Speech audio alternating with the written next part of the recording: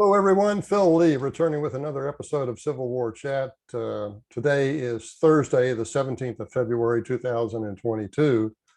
And our topic today is Reconstruction in Virginia. Before we get into that, click on the subscribe button below here on the lower right if you want to subscribe, and also the notification bell in the far upper right to be notified when future episodes are released. And with that, I'll begin. If you look at the Wikipedia map for the 1868 presidential election, you'll see that it shows that 4 former Confederate states, Virginia, Texas, and Mississippi, did not participate in that vote. They were excluded because the Republican-controlled Congress in Washington had not yet readmitted them to the Union, and Congress would not let them in the Union because the states declined to establish carpetbag puppet regimes. By the 1872 presidential election, all had been readmitted, and they gave 19 of their 27 electoral votes to Republican Ulysses Grant. The readmission stories for each state are intriguing, but today's article concerns Virginia's. Along with other Confederate states, the 1867 Reconstruction Act required Virginia to hold a convention to draft a new state constitution that must be satisfactory to Congress. Couldn't be just any constitution, it had to be satisfactory to Congress.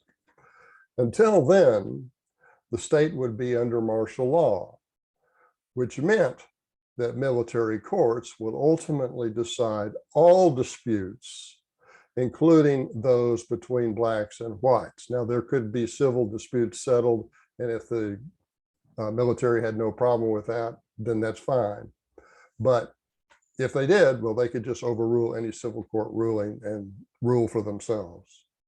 Now, convention delegates would be selected by a popular vote that would include all Black adult males as voters and, quote, eligible, close quote, whites. Now, some whites, having sided with the Confederacy, were deemed ineligible.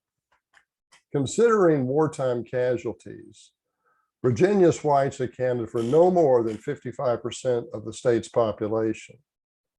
The remaining 45% were blacks, chiefly ex-slaves. Since nearly all blacks voted for a constitutional convention, and they were joined by 1/5 of the whites, the convention call won in an October 1867 vote. So in October 1867, Virginia voted to hold a constitutional convention. Now, that convention convened on December 3rd, 1867, with 25 blacks out of a total of 105 delegates. A controlling Republican majority of 72 out of the 105 were carpetbaggers, white scallywags, or blacks. The resulting, quote, Underwood Constitution, close quote, was named for the convention president, carpetbagger John C. Underwood. The major debate in the convention was over whether former Confederates would be kept out of the state government and whether some ex-Confederates would be disfranchised from voting because of contentiously worded loyalty oaths to the Union. The restrictions for office holders were so severe that the military district commander, General John Schofield, addressed the convention to advise against those oaths.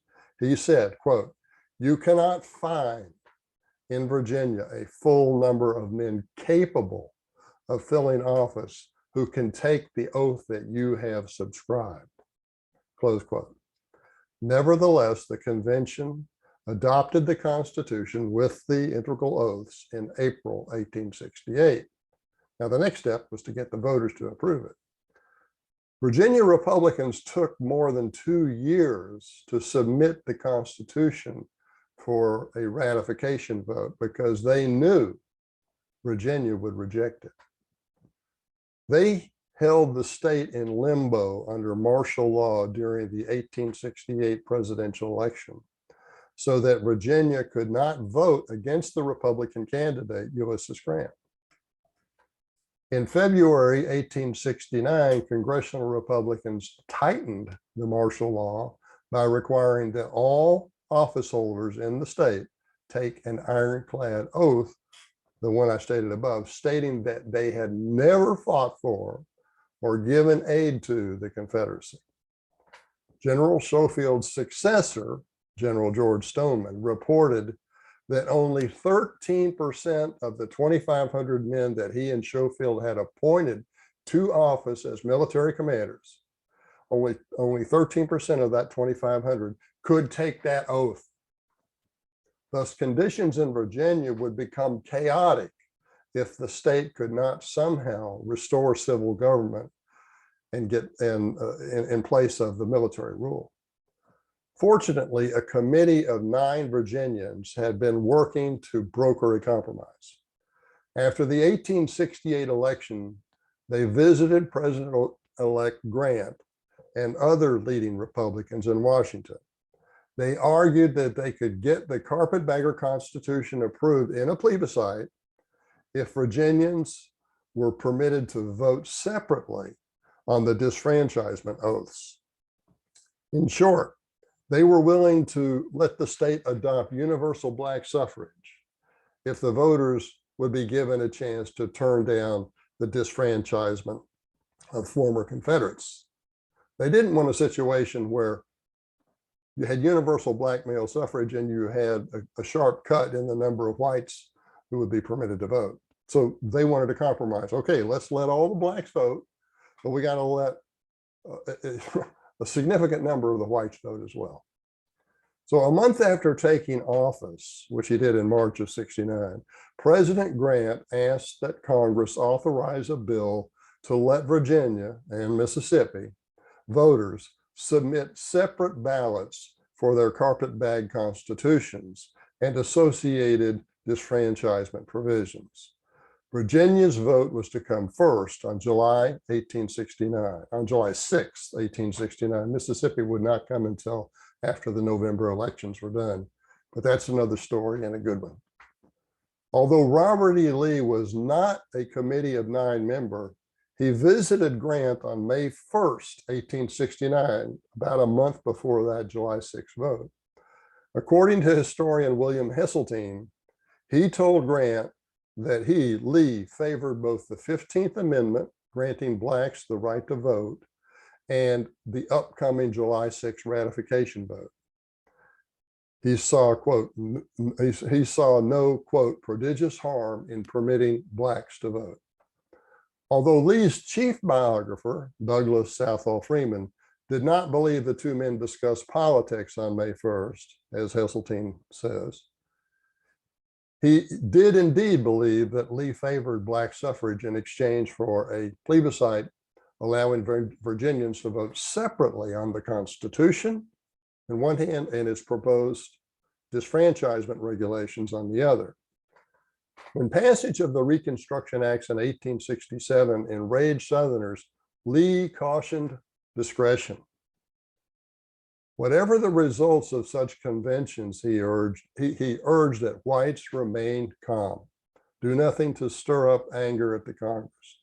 Freeman wrote, quote, although he did not say so in plain words, but left it to be inferred that if the convention decided that it should enfranchise the Negroes in order to procure readmission of Virginia into the Union, the people should endorse this action, close quote.